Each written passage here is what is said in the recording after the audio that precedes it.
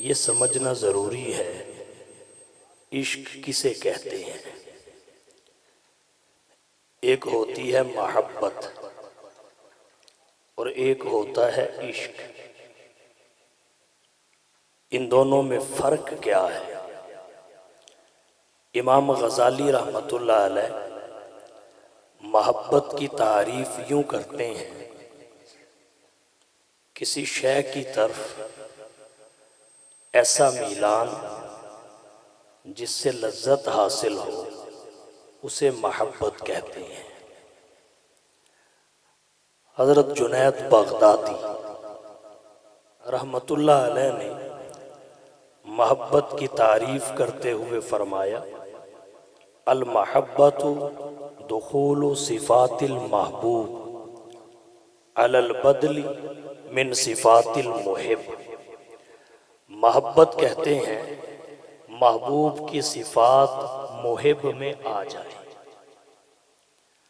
اور حضرت رویم رحمہ اللہ نے فرمایا، محبت کہتے ہیں الموافقۃ فی جمیع الاحوال، تمام احوال میں اپنے آپ کو محبوب کے موافق بنا لینا۔ اور بھی بہت ساری تعریفیں محبت کی گئی، اور بعض حضرات کا کہنا یہ ہے، المحبت حالت لا يعبر عنها مقالۃ۔ محبت ایک حال ہے جس کو لفظوں میں بیان نہیں کیا جا سکتا، اس کی یافت محض وجدان سے ہوتی ہے، یہ ایک جذبہ ہے، عقل اس کا ادراک کرنے سے قاصر ہے۔ محبت کے بعد عشق کے بارے میں سمجھیے، عشق کسے کہتے ہیں؟ لفظ عشق پر بہت سارے علماء کو اشکالات ہیں، اسے استعمال کرنا چاہیے نہیں کرنا چاہیے، میں اس بحث میں نہیں جانا چاہتا۔ صوفیاء کی اصطلاح میں عشق اچھے معنی کے لیے استعمال ہوتا ہے، میں اسی کی روشنی میں بات کروں گا۔ صوفیاء کہتے ہیں العشق تجاوز عن الحد فی المحبہ، عشق کہتے ہیں محبت میں حد سے بڑھ جانا۔ العشق عبارت عن افراط المحبت و شدتها، المحبت اذا اشتدت و قویت سمیت عشق۔ عشق نام ہے محبت کے افراط کا، زیادتی کا۔ محبت جب بڑھ جاتی ہے اور شدت اختیار کر جاتی ہے پھر اسے عشق کا نام دیا جاتا ہے۔ تو گویا محبت کی زیادتی، محبت کا غلبہ، محبت کا افراط، یہ عشق کہلاتا ہے۔ جناب نبی کریم صلی اللہ علیہ وسلم کی حدیث مبارکہ بخاری و مسلم میں ہے، حضرت انس رضی اللہ تعالی عنہ راوی ہے، میں نے آپ کے سامنے پڑھی۔ حضور نے فرمایا لا یؤمن احدکم حتی اکون احب الیہ من والدہ وولدہ والناس اجمعین، کہ تم میں سے کوئی ایک بندہ بھی ایمان کے اعتبار سے اس وقت تک کامل نہیں ہو سکتا جب تک میں اسے اس کے والدین، اس کی اولاد اور پوری انسانیت سے بڑھ کر محبوب نہیں ہو جاتا۔ دیگر سے محبت کی نفی نہیں ہے، کر سکتے ہو۔ غلبہ محبت حضور کی ذات کے لیے ہونا چاہیے، اگر دیکھا جائے تو عشق اسی کا نام ہے۔ گویا اس حدیث مبارکہ صرف محبت کی بات نہیں ہے کہ حضور سے محبت کا تقاضا کیا گیا، آپ سے محبت کا مطالبہ کیا گیا، محبت کی ڈیمانڈ کی گئی۔ صرف محبت نہیں، سب سے بڑھ کر محبت، غالب محبت، اس جیسی محبت اور کسی سے نہ ہو، تاکہ یہ محبوب ایسا ہو اس کے حکم کے سامنے سب کے احکام ہیچ نظر آئے، اس کی خواہش کے سامنے دیگر کے احکامات بھی پس پشت ڈال دیے جائیں، اور اس کی ذات اور بات اس غلبہ محبت کی وجہ سے سب سے اونچی نظر آئے، یہ تقاضا ہے، اور اسی کو عشق رسول کہتے ہیں۔ صحابہ کرام نبی کریم صلی اللہ علیہ وسلم کے عشاق، جیتی جاگتی تصاویر، فرمایا گیا ایمان کامل تب ہو جب حضور کے ساتھ والدین سے بڑھ کے محبت ہو، اولاد سے بڑھ کے محبت ہو، پوری انسانیت سے بڑھ کے محبت ہو۔ صحابہ کرام نے سب سے بڑھ کر محبت، جسے عشق کہتے ہیں، کر کے دکھائی ہے۔ والدین سے بڑھ کے محبت، اگر اس پر واقعات کا سلسلہ شروع کیا جائے تو طویل ہو سکتا ہے۔ بطور نمونہ چند ایک واقعات آپ کی توجہ کی نظر کروں گا۔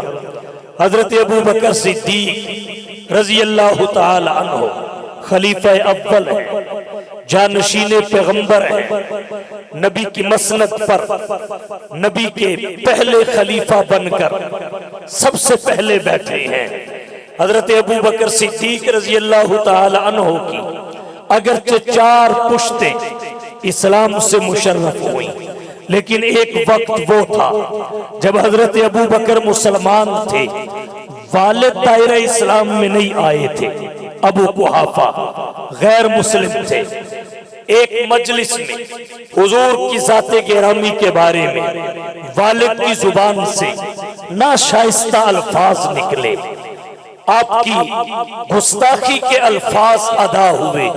حضرت ابوبکر صدیق رضی اللہ تعالی عنہ نے نبی کی محبت اور عشق میں اپنے والد کے منہ پہ تھپڑ مار دیا اور یہ بتایا کہ محمد کی محبت کے سامنے کوئی رشتہ نہیں۔ حضور صلی اللہ علیہ وسلم تک بات پہنچی، آپ نے احوال معلوم کرنے کے لیے پوچھا، ابو بکر کیا ہوا؟ سننے میں آیا ہے آپ نے والد کو تھپڑ مارا ہے۔ حضرت ابو بکر نے عرض کیا، اللہ کے رسول، اس نے آپ کے بارے میں نازیبہ کلمات کہے تھے، اور ہم تو سب کچھ آپ پہ قربان کرنا سعادت اور عبادت سمجھتے ہیں۔ لا یؤمن احدکم حتی اکون احب الیہ من والدی۔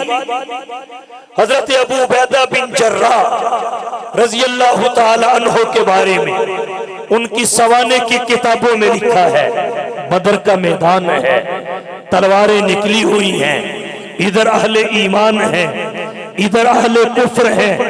حضرت ابو عبیدہ بن جراح نبی کے زیر کمان لڑ رہے ہیں، اور ان کے والد ابو جہل کے زیر کمان لڑ رہے ہیں۔ ٹاکرا ہوا والد اور بیٹے کا۔ والد نے شفقت پتری کا واسطہ دے کر کہا، آپ اپنے آباء و اجداد کے دین پر پلٹ آئیے۔ بیٹے نے کہا، آپ اللہ کے دین کی طرف آ جائیے۔ تکرار ہوا، بیٹے نے بات نہیں مانی۔ بالآخر نوبت یہاں تک پہنچی کہ بیٹے نے اپنے والد کا سر قلم کر کے اللہ کے نبی کے دربار میں پیش ہو کے کہا، حضور میں نے اپنے والد کی محبت آپ کی محبت پہ قربان کر دی۔ لا یؤمن احدکم حتی اکون احب الیہ من والدہ۔ اور والدہ فطرت والد کے ساتھ جو محبت ہوتی ہے اس سے کہیں بڑھ کر والدہ کے ساتھ ہوتی ہے۔ صحابہ کرام نے والدہ کی محبت بھی نبی کی محبت کے سامنے اس کو وہ درجہ نہیں دیا جو نبی کی محبت کو دیا۔ ایک واقعہ اس پہ ذکر کرنا چاہوں گا۔ حضرت سعد بن ابی وقاص رضی اللہ تعالی عنہ نبی کے جلیل القدر صحابی ہیں، مسلمان ہوئے، والدہ کے ساتھ بڑی محبت تھی، بڑا پیار تھا، ہر وقت اس کی خاطر اور خدمت کے لیے پاس رہا کرتے تھے۔ مسلمان ہوئے، والدہ مسلمان نہیں ہوئی۔ جب پتہ چلا میرا لاڈلا فرزند خدمت گزار بیٹا اپنے آباء و اجداد کا دین چھوڑ کر محمد کا کلمہ پڑھ کر دامن اسلام میں جا چکا ہے، والدہ نے بلا کے کہا بیٹا اپنے آباء و اجداد کے دین پہ آ جائیے۔ بیٹے نے انکار کیا، والدہ نے اصرار کیا، بیٹے نے پھر انکار کیا۔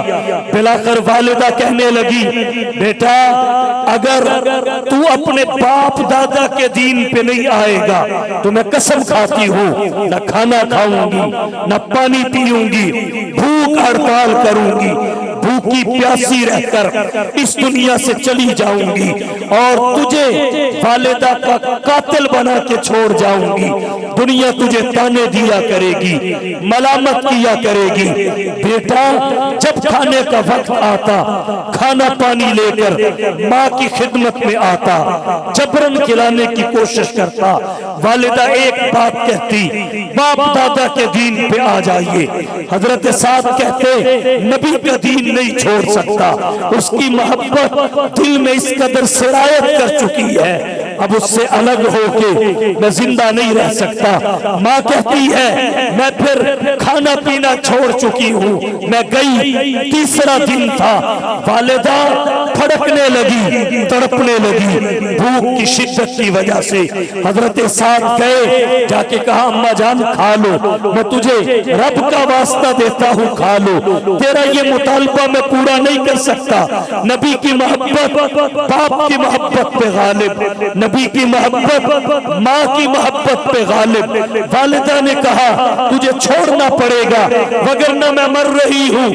حضرت سعد بن ابی وقاص نے کہا اماں جان کان کھول کے سن لو، اگر آپ کے قالب میں، آپ کے جسم میں ایک نہیں 100 جانیں بھی ہو، میری آنکھوں کے سامنے ایک ایک کر کے 100 کی 100 جان نکل جائے، میں یہ منظر دیکھ لوں گا لیکن محمد پہ لایا ہوا ایمان ترک نہیں کروں گا۔ دوسرے لفظوں میں یہ کہا اماں جان سن لو، اگر میری 100 مائیں بھی ہو میں ایک ایک کر کے سب کو قربان کر سکتا ہوں لیکن محمد سے علیحدگی نہیں کر سکتا۔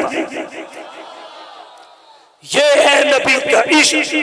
لا یؤمن احدکم حتی اکون احب الیہ من والدہ، اپنے والد اور والدہ کی محبت نبی کی محبت کے سامنے مغلوب، نبی کا عشق غالب، وولدہ اولاد کی محبت مغلوب، نبی کی محبت غالب۔ تحفۃ القاری شرح بخاری میں لکھا ہے حضرت ابو بکر صدیق رضی اللہ تعالیٰ عنہ اسلام لا چکے تھے۔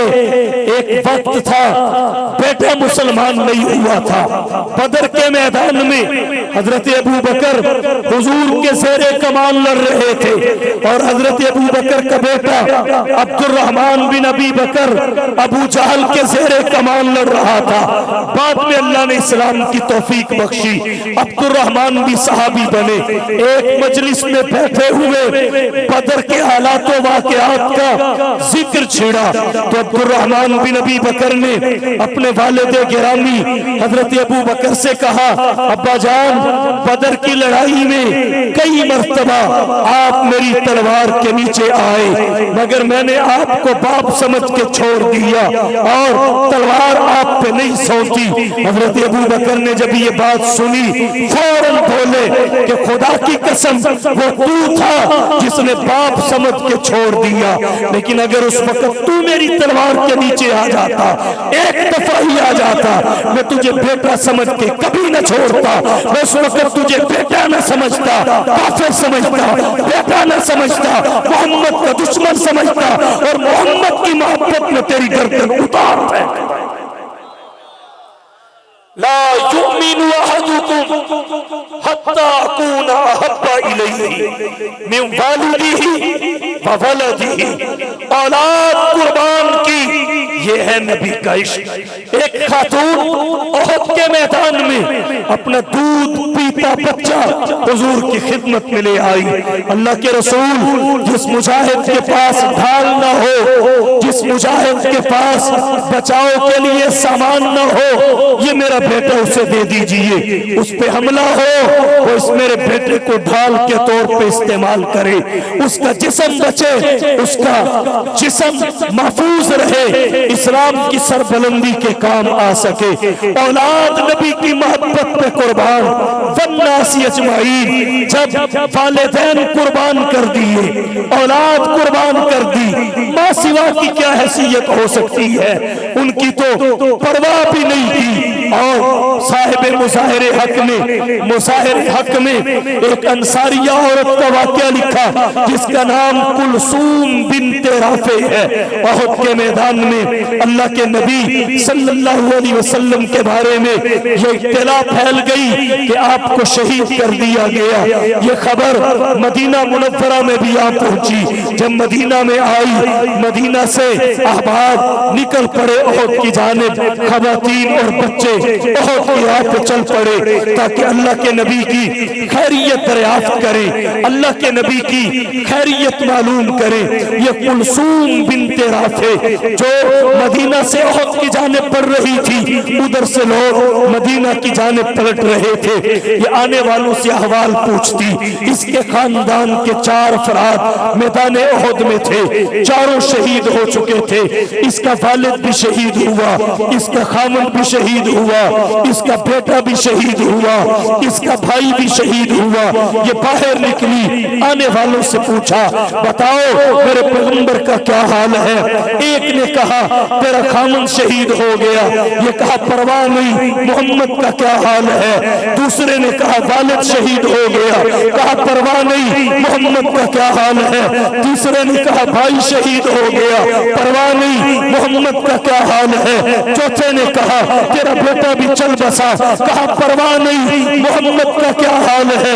ان کا پوچھا ہی کب ہے جن کا بتا رہے ہو, جس کا پوچھا ہے اس کا کیوں چھپا رہے ہو, مجھے میرے پیغمبر کا بتاؤ. کہنے والے نے کہا حضور سلامت ہیں. ایک بندے نے بتایا حضور خیر و عافیت کے ساتھ ہیں, زخمی ضرور ہوئے ہیں لیکن بقید حیات ہیں. جیسے ہی یہ بات سنی اس کے چہرے پہ مسکراہٹ آ گئی, چہرے کی رنگت بدل گئی اور اس کے جذبات دیدنی تھے. حفیظ جلندری نے کسی حد تک منظر کشی کی. حفیظ جلندری کہتا ہے چلی تھی ایک ضعیفہ جستجوے حال کرنے کو, چلی تھی ایک ضعیفہ جستجوے حال کرنے کو, کسی اچھی خبر کا بڑھ کر استقبال کرنے کو.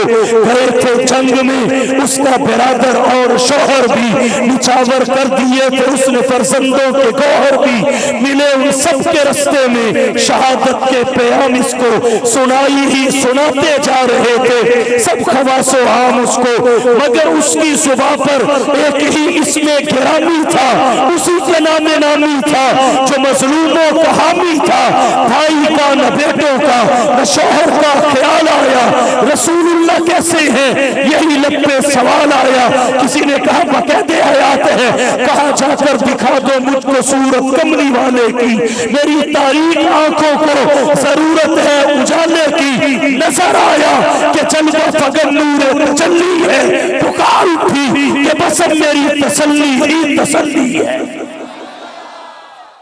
دنیا قربان کر دی حضور کی محبت پہ. حضرت زید بن حارثہ کو دیکھ لیجئے, یمن کے امیر سادے, تاریخ کی کتابوں میں لکھا ہے یمن کے امیر سادے, قافلہ پہ ڈاکوؤں نے حملہ کیا, لوٹ لیے گئے. حضرت زید 55 میں غلام بنا لیے گئے, اکاز کے بازار میں بکے. پھر حضرت خدیجہ کے پاس آئے, حضور کے پاس آئے, آپ کے غلام بنے. جب آپ کے غلام بن گئے, آپ کے والد اور چچا کو اطلاع پہنچی کہ مکہ کی سرزمین پہ محمد بن عبداللہ نام کے ایک آدمی کے غلام ہیں حضرت زید بن حارث.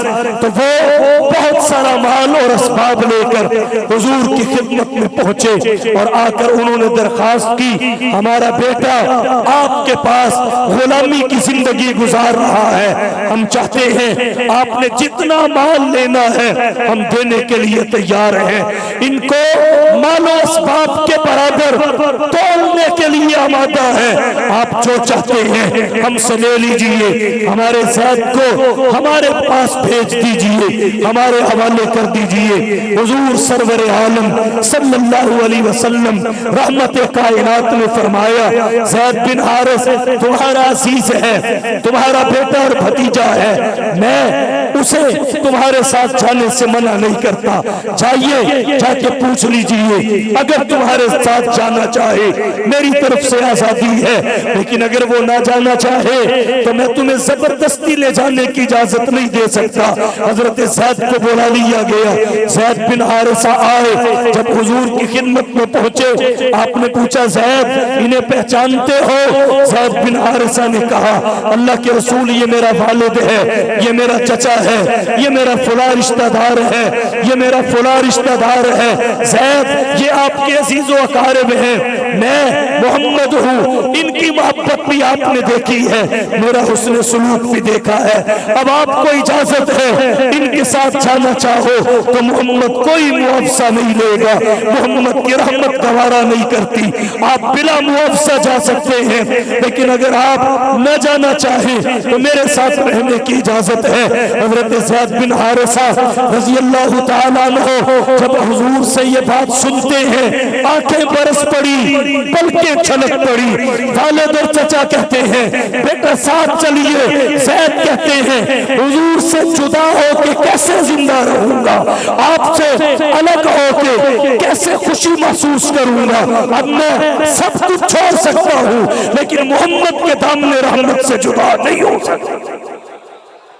چھوڑ دیا والدین کو، ترجیح دی غلامی کی زندگی کو آزادی کی زندگی پہ، دنیا چھوڑ دی، چچے چھوڑ دیے، کنبہ چھوڑ دیا، قبیلہ چھوڑ دیا، خاندان چھوڑ دیا، علاقہ چھوڑ دیا، محمد کی محبت کے اسیر بن کے محمد کے قدموں میں بیٹھ گئے۔ والناس اجمعین، پوری انسانیت سے محمد کی محبت کو ترجیح دی۔ بتائیے کائنات میں ان سے بڑا نبی کا عاشق کون ہو سکتا؟ لا يؤمن أحدكم حتى أكون أحب إليه من والده وولده والناس أجمعين۔ ہمارے آج کے دور میں عشق رسول کا معیار کیا بن گیا؟ نبی کی تعریف میں مبالغہ کرنا، نبی سے محبت کا دعویٰ کرنا، بازار سجا دینا، جھنڈیاں لگا دینا، یہ عشق رسول کا معیار ہے۔ عشق رسول کا معیار یہ نہیں ہے، عشق رسول کا معیار نبی کی تعریف میں مبالغہ نہیں، عشق رسول کا معیار زبان سے محبت اور عشق کا دعویٰ نہیں، عشق رسول کا معیار بازار سجا دینا نہیں، عشق رسول کا معیار محمد کی سیرت کو اپنا لینا ہے، عشق رسول کا معیار محمد کی اتباع کرنا ہے، عشق رسول کا معیار محمد کی اطاعت کرنا ہے۔ جو نبی نے فرما دیا دنیا ادھر سے ادھر ہو جائے لیکن عاشق اس سے نہ ہٹنے پائے، یہ عشق رسول کا معیار ہے۔ اس کی ایک مثال سیرت اور حدیث کی کتابوں سے، تاریخ کی کتابوں سے آپ کی توجہ کی نظر کرنا چاہوں گا۔ حضور سرور عالم صلی اللہ علیہ وسلم جب دنیا سے رخصت ہونے لگے، رخصتی سے چند دن پہلے آپ نے لشکر اسامہ کی روانگی کا حکم دے دیا۔ لشکر اسامہ روانہ نہیں ہوا تھا، حضور دنیا سے رحلت فرما گئے۔ حضرت ابو بکر صدیق رضی اللہ تعالیٰ عنہ حضور کے خلیفہ اور جانشین بنے۔ جب مسند خلافت پہ متمکن ہوئے تو فتنوں نے سر اٹھایا، ارتداد کا فتنہ سامنے آیا، مانعین زکوٰۃ کا فتنہ سامنے آیا، مرتدین کا فتنہ سامنے آیا، منکرین ختم نبوت، مدعیان نبوت کا فتنہ سامنے آیا۔ ان تمام فتنوں کے ہوتے ہوئے حضرت ابوبکر صدیق رضی اللہ تعالیٰ عنہ نے لشکر اسامہ کی روانگی کا حکم دے دیا۔ بعض صحابہ کرام کہنے لگے حضرت اندرونی حالات ٹھیک نہیں ہے، خارجہ پالیسی سے پہلے داخلہ پالیسی مضبوط ہونی چاہیے، لشکر اسامہ کی روانگی کو وقتی طور پہ مؤخر کر لیجئے، پہلے اندرونی حالات ٹھیک ہو جائیں، ان فتنوں کی سرکوبی ہو جائے، ان کا سر قلم کر دیا جائے، ان کو دبا دیا جائے، جو بھی طریقہ مناسب ہو آپ اختیار کریں، لیکن جب تک حالات کنٹرول نہیں ہوتے لشکر اسامہ کو روانہ نہ کیا جائے۔ حضرت ابوبکر صدیق رضی اللہ تعالیٰ عنہ اڑ گئے، فرمانے لگے محمد نے روانہ کرنے کا حکم دے دیا، اب کوئی ساتھ چلے یا نہ چلے، ابوبکر تنہا رہ جائے تب بھی لشکر اسامہ کی روانگی کو مؤخر نہیں کر سکتا، مجھے کفے چیلے نوچ کے کھا جائے تب بھی نبی کے فیصلے کو تبدیل نہیں کر سکتا۔ جس وقت حضرت ابوبکر نے ان جذبات کا اظہار کیا، حضرت عمر سمیت تمام صحابہ سمجھ گئے یہ ابوبکر کہہ نہیں رہے، یہ اللہ کی جانب سے ان کی زبان سے جاری کروایا جا رہا ہے۔ امام اہل سنت مولانا عبد الشکور صاحب لکھنوی رحمت اللہ علیہ نے سیرت خلفائے راشدین میں لکھا ہے جب حضرت ابوبکر صدیق نے یہ الفاظ کہے اس وقت یوں لگا جیسے روئے زمین پر دین کا اکلوتا وارث ابوبکر صدیق ہے۔ اللہ کے نبی نے جب حکم دے دیا کچھ بھی ہو جائے، ابوبکر نبی کے فیصلے کو کیسے ڈال سکتا ہے؟ مجھے کفے نوچ لے، ابوبکر لشکر اسامہ کو روانہ کرے گا۔ یہ نبی کا عشق تھا، دنیا نے دیکھا، لشکر روانہ کر دیا، 40 دن گزرے تھے، وہ کامیاب ہو کے عشق کے ساتھ کی برکت سے لوٹ آئے۔ عشق کی لذت مگر خطروں کی جانکاہی میں ہے، عشق کی لذت مگر خطروں کی جانکاہی میں ہے۔ یہ نبی کا عشق ہے جو نبی نے فرما دیا اس سے روگردانی نہیں، جو نبی نے بتا دیا اس سے چہرے کو پھیرنا نہیں، اس پہ ڈٹ گئے۔ اور آج بھی عشق رسول کا تقاضا یہی ہے، آج بھی عشق رسول کا تقاضا یہی ہے کہ نبی کی اطاعت کو، نبی کی اتباع کو حرص جان بنایا جائے، نبی کی پیروی کو حرص جان بنایا جائے۔ کوئی بھی کام کرے نبی کی سنت اور طریقے کو پیش نظر رکھ کے کرے۔ یاد رکھیے اگر کوئی شخص نبی کی سنت کے خلاف نماز بھی پڑھے وہ عبادت نہیں، حماقت ہے، سنت کے خلاف روزہ بھی رکھے عبادت نہیں، حماقت ہے، سنت کے خلاف قربانی بھی کرے عبادت نہیں، حماقت ہے، کچھ بھی کرے اسے عشق نہیں کہا جا سکتا۔ عشق محمد کی اتباع کا نام ہے، عشق محمد کی پیروی کا نام ہے۔ نقش قدم نبی کے ہے جنت کے راستے، نقش قدم نبی کے ہے جنت کے راستے، اللہ سے ملاتے ہیں سنت کے راستے۔ نعرہ تکبیر، شان محمد مصطفیٰ، شان صحابہ، عظمت صحابہ، کردار صحابہ، کردار صحابہ، عظمت صحابہ، نعرہ تکبیر۔ عشق رسول کا تقاضا اتباع رسول، عشق رسول کا تقاضا اطاعت رسول۔ صحابہ کرام کا کیا ذوق تھا، ان سے بڑا عاشق کائنات میں نہیں۔ حضرت عثمان بن عفان کو حضور نے حدیبیہ سے سفیر بنا کر سرداران قریش کے پاس بھیجا، اپنے ایک دیرینہ دوست ابان بن سعید کے ہاں رات گزاری۔ صبح سرداران قریش سے مذاکرات کے لیے نکلے۔ حضرت عثمان جب چلنے لگے آپ کی تہمن، آپ کا تہمن ٹخنوں سے اوپر تھا، پنڈلی پہ تھا۔ آپ کا دوست اور میزبان ابان کہنے لگا یہ سردار لوگ ہیں، یہاں کا کلچر وہ نہیں جو مدینے کا ہے، تہذیب اور ثقافت وہ نہیں جو مدینے کی ہے، یہاں کی اقدار اور روایات مختلف ہیں۔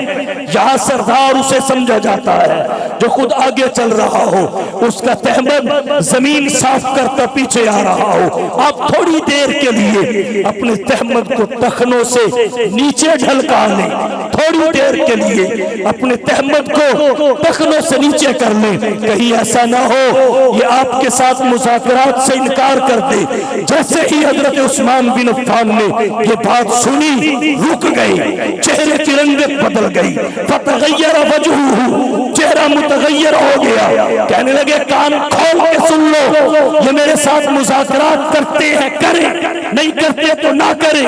تہبند ایک انچ بھی نیچے نہیں کر سکتا۔ پوچھا کیوں؟ فرمایا اس لیے کہ میں نے اپنے پیغمبر کا تہمد یہیں پہ دیکھا، پیغمبر کا تہمد یہیں پہ دیکھا ہے۔ یہ ہے عشق رسول کہ نبی کی ایک ایک ادا کو اپنا لیا۔ جہاں نبی کو مسکراتے دیکھا وہاں کھڑے ہو کے مسکرائے، جہاں سفر میں نبی کو رکتے دیکھا، حضور کی وفات کے بعد وہاں سے گزرے تو رک گئے۔ جس ٹہنی کو نبی ہلاتے نظر آئے اس ٹہنی کو ہلایا، جہاں نبی نفل پڑھتے دکھائی دیے نبی دنیا سے چلے گئے، صحابہ نے وہاں نفل پڑھے، نبی کی ایک ایک ادا کو پلے باندھا، نبی کی کامل اتباع کا تمغہ اپنی پیشانی پہ سجایا۔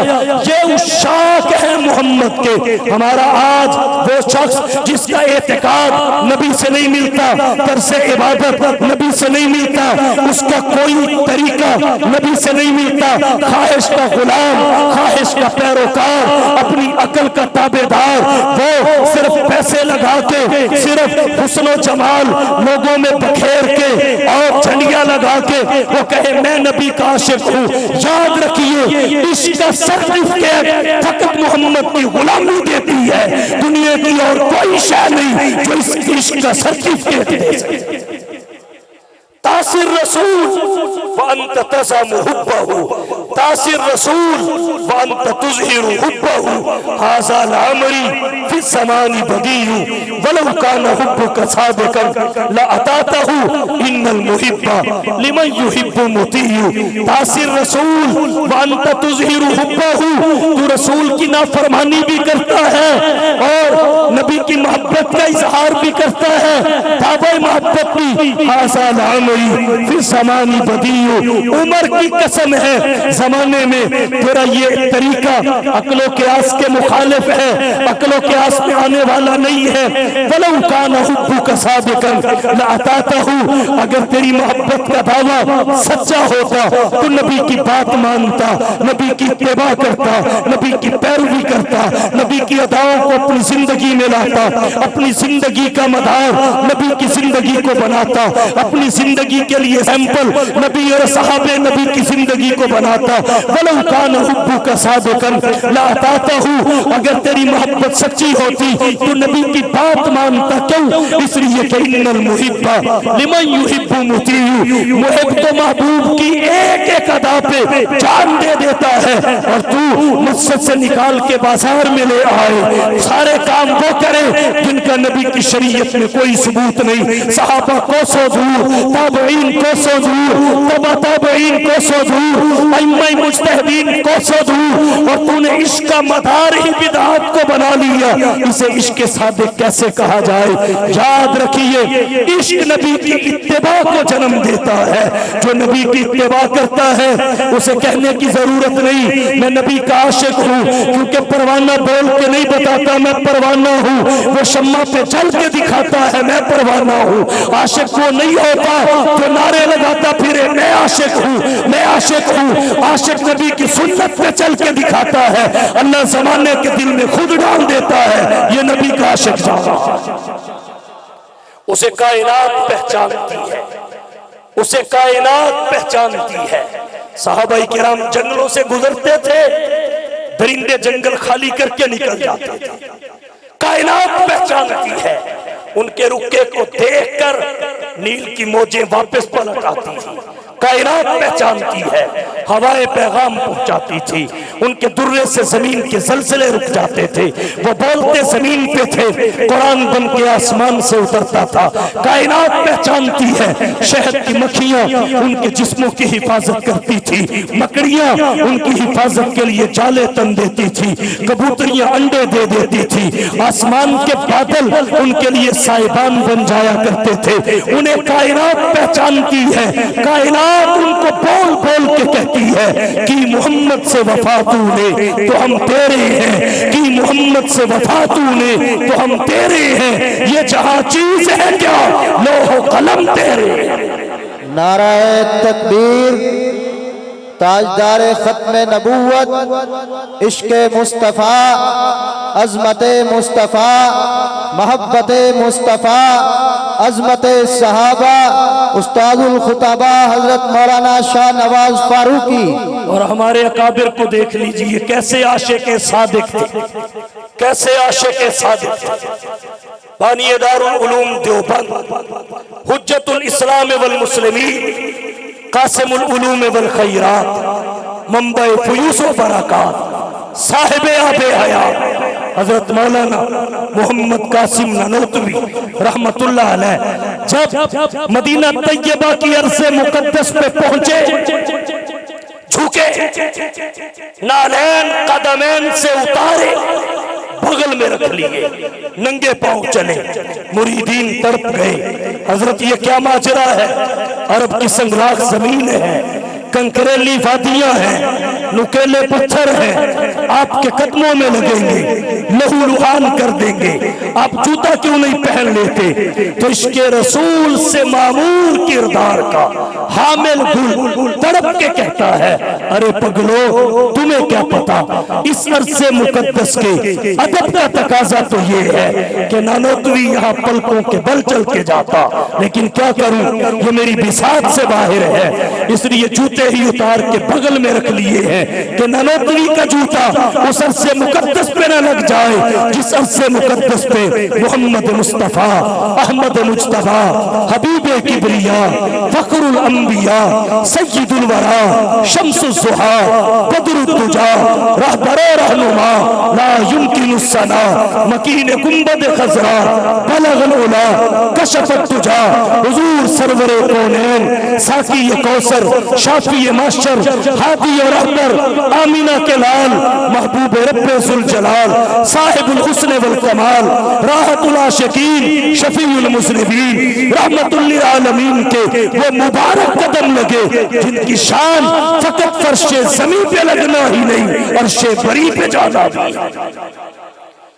اور پھر خالی جوتے اتار کے ہی وہاں نہیں چلتے تھے، سنت کا اتباع اس قدر آپ نے سنا، مجھ سے پہلے 3 دن تک غار میں رہے، روح پوش، 3 دن کے بعد منظر پہ آ گئے۔ پھر مریدین نے کہا فرنگی افواج آپ کی گرفتاری کے لیے دندناتی پھر رہی ہے، آپ اپنے اوپر کوئی ترس نہیں کھا رہے، باہر کیوں آ گئے؟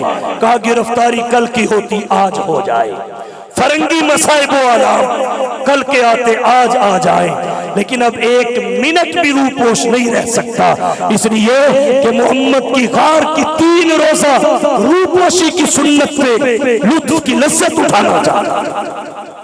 اس وادی گل کا ہر ذرہ، اس وادی گل کا ہر ذرہ خورشید جہاں کہلایا ہے، جو رند یہاں سے اٹھا ہے وہ پیر مغا کہلایا ہے، اس بزم جنوں کے دیوانے ہر راہ سے پہنچے یزدہ تک، اے عام ہمارے افسانے دیوار چمن سے زندہ تک۔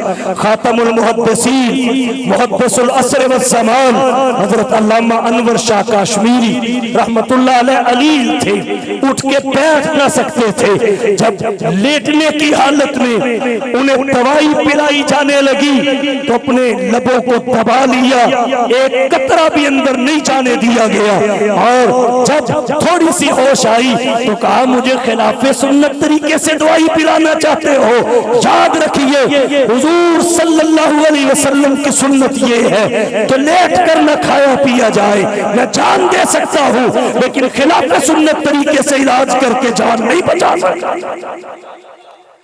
یہ ہے ہمارے اکابر، اولئک آبائی فجئنی بمثلہم، اولئک آبائی فجئنی بمثلہم اذا جمعتنا یا جریر المجامع۔ 40 برس گزر گئے، نصف صدی گزر گئی، تکبیر اولا فوت نہ ہوئی۔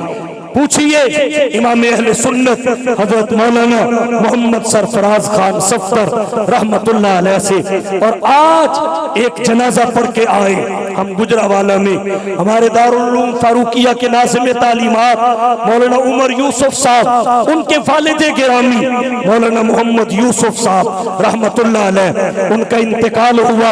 ان کے بڑے بیٹے مولانا عدیل یوسف نے ان کے جنازے پہ کھڑے ہو کے یہ بات کہی، میرے والد آج دنیا سے گئے ہیں، اور یہ بات میں اعزاز اور فخر کے ساتھ کہتا ہوں کہ آج تک میرے والد کی کوئی نماز قضا نہیں۔ یہ ہے عشق رسول، یہ ہے عشق رسول۔ عشق رسول ذمہ داری کا نام ہے، عشق رسول احساس کا نام ہے، عشق رسول اتباع نبوت کا نام ہے، عشق رسول اطاعت مصطفیٰ کا نام ہے۔ اس میں تعریف میں مبالغہ نہیں، اس میں فقط دعویٰ نہیں، اس میں فقط خرچ کے بل بوتے پہ اپنے قصیدے پڑھوانا اور کہلوانا نہیں، اس میں محمد کے نقش قدم پہ چلنا ہے۔ چلنا بندے کا کام ہے، کائنات کے دل میں اس کی محبت ڈالنا رب کا کام۔ تو آئیے نبی کے عشق کے تقاضے پورے کریں، نبی کے عشق کے تقاضے۔ اور عشق کے تقاضے کیا ہے؟ کہ عقیدہ توحید پہ استقامت ہو، بدعات سے نفرت ہو، شرک سے بغاوت ہو، یہ عشق رسول کے تقاضے ہیں۔ سنت سے محبت ہو، سنت سے پیار ہو، نہ یہ کہ آدمی بدعات کے دلدل میں پھنس جائے۔ صحابہ کرام نبی کے سب سے بڑے عاشق تھے، کوئی بھی کام کرنے سے پہلے دیکھ لیں صحابہ نے کیا ہے تو پھر وہ عشق کا تقاضا ہے، کر لیجئے۔ انہوں نے نہیں کیا تو ہمیں کرنے کی کوئی ضرورت نہیں ہے، ان سے بڑا کوئی عاشق پیدا نہیں۔ سب کچھ نبی کے لیے لٹایا۔ میں نے پہلے واقعات بیان کیے، والد ایک طرف، نبی کی محبت اس سے بھی اوپر، والدہ کی محبت پہ غالب، اولاد کی محبت پہ غالب۔